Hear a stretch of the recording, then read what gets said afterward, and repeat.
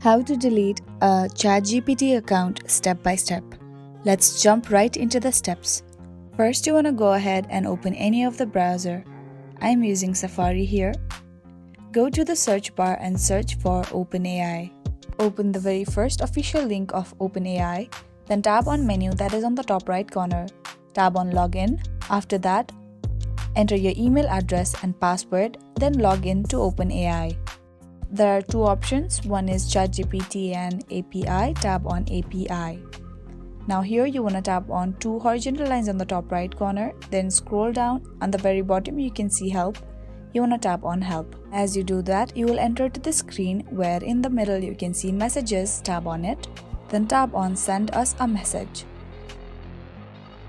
As you do that, it will send you a message and then you want to tap on accounts.